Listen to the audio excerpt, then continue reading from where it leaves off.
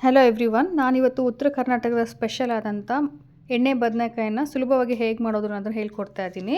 Please ಚಾನಲ್ನ subscribe ಮಾಡ್ಕೊಳ್ಳಿ. ಈಗ ಇದನ್ನು ಹೇಗೆ ಮಾಡೋದು ಅನ್ನೋದನ್ನು ನೋಡೋಣ. ಮೊದಲನೇದಾಗಿ ಒಂದು ಮಿಕ್ಸಿ ಜಾರ್ಗೆ ಹುರಿದಿರ್ತಕ್ಕಂಥ ಶೇಂಗಾ ಬೀಜನ ಹಾಕ್ಕೊಳ್ಬೇಕು, ಒಂದು 1/2 ಕಪ್ಪಷ್ಟು. ಮತ್ತು 1/2 ಕಪ್ಪಷ್ಟು ಒಣ ಕೊಬ್ಬರಿಯನ್ನು ಹಾಕ್ಕೊತಾ ಇದ್ದೀನಿ. ಅದಕ್ಕೆ 1 ಗಡ್ಡೆಯಷ್ಟು ಬೆಳ್ಳುಳ್ಳಿ, 1 ಸ್ಪೂನ್ ಜೀರಿಗೆ, 1/4 ಮೆಣಸು, ಲವಂಗ, ಚಕ್ಕೆ, ಏಲಕ್ಕಿನ ಹಾಕ್ಕೊಂಡು ಒಂದು ಚಿಟಿಕೆ ಅರಿಶಿನ ಹಾಕ್ಕೊಂಡ್ಬಿಟ್ಟು ಗ್ರೈಂಡ್ ಮಾಡ್ಕೊಳ್ಬೇಕು ತರಿತರಿಯಾಗಿ. ಅದಾದಮೇಲೆ ಇದಕ್ಕೆ ಹಸಿ ಈರುಳ್ಳಿ ಮತ್ತು ಹಸಿ ಟೊಮೆಟೊ, ರುಚಿಗೆ ತಕ್ಕಷ್ಟು ಉಪ್ಪು ಹಾಕ್ಕೊಳ್ಬೇಕು. ಅದಕ್ಕೆ ಮತ್ತೆ ಒಣಖಾರದ ಪುಡಿ ಹಾಕ್ಕೊಳ್ಬೇಕು. ಇದಕ್ಕೆ ನಿಮಗೆ ಬೇಕಾದರೆ 1 ಸ್ಪೂನಷ್ಟು ಬೆಲ್ಲ, 1 ಸ್ಪೂನಷ್ಟು ಗರಂ ಮಸಾಲ, 1 ಸ್ಪೂನು ಧನಿಯಾ ಪೌಡ್ರ್ ಹಾಕಿ ನೀರು ಹಾಕ್ಕೊಂಡು ಸ್ವಲ್ಪ ಗಟ್ಟಿಯಾಗಿಯೇ ರುಬ್ಕೋಬೇಕು ನುಣ್ಣಗೆ. ಆಮೇಲೆ ಈ ರೀತಿ ಬದನೆಕಾಯಿಗಳಿಗೆ ಎಲ್ಲ ಸ್ಟಫಿಂಗ್ ಮಾಡ್ಕೊಳ್ಬೇಕು, ಎಲ್ಲ ಮಸಾಲಾನ.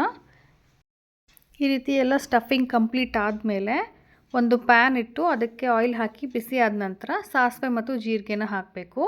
ಸಾಸಿವೆ ಮತ್ತು ಜೀರಿಗೆ ಚಟಪಟ ಅಂತ ಸಿಡಿದ ನಂತರ ಅದಕ್ಕೆ ಹಸಿ ಈರುಳ್ಳಿ ಕಟ್ ಮಾಡಿ ಇಟ್ಕೊಂಡಿರೋಂಥ ಈರುಳ್ಳಿನ ಹಾಕಿಬಿಟ್ಟು ಚೆನ್ನಾಗಿ ಹಸಿ ವಾಸನೆ ಹೋಗೋ ಥರ ಹುರ್ಕೋಬೇಕು. ಅದು ಹಸಿ ವಾಸನೆ ಹೋದ ನಂತರ ಇದಕ್ಕೆ ಟೊಮ್ಯಾಟೊ, ಕರಿಬೇವು, ಕೊತ್ತಂಬರಿನ ಹಾಕ್ಕೊಂಡ್ಬಿಟ್ಟು ಫ್ರೈ ಮಾಡ್ಕೊಳ್ಬೇಕು ಚೆನ್ನಾಗಿ. ಇದು ನೀಟಾಗಿ ಫ್ರೈ ಆದಮೇಲೆ ನಾವು ಮುಂಚೆ ಏನು ಬದನೆಕಾಯಿಗೆ ಸ್ಟಫಿಂಗ್ ಮಾಡಿ ರೆಡಿ ಮಾಡಿ ಇಟ್ಕೊಂಡಿದ್ದೀವಲ್ಲ, ಅದನ್ನು ಒಂದೊಂದಾಗಿ ಆ ಬಾಣಲೆಯಲ್ಲಿ ಇಟ್ಬಿಟ್ಟು ಅದನ್ನು ಲಿಡ್ ಮುಚ್ಚಿ ಒಂದು 10 ಮಿನಿಟ್ಸನ್ನು ಅದಕ್ಕೆ ಫ್ರೈ ಆಗೋಕ್ಕೆ ಬಿಡಬೇಕು.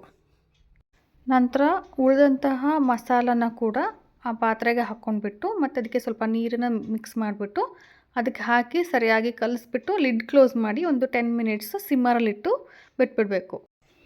ಅಷ್ಟೇ, ಸಿಂಪಲ್ ಆಗಿರೋಂತಹ ಎಣ್ಣೆ ಬದನೆಕಾಯಿ ರೆಸಿಪಿ ರೆಡಿ ಆಯಿತು. ಈಗ ಇದನ್ನು ಹಾಟಾಗಿ ರೊಟ್ಟಿ ಜೊತೆಗೆ ನೀವು ಸರ್ವ್ ಮಾಡ್ಕೊಂಡು ತಿನ್ಬೋದು.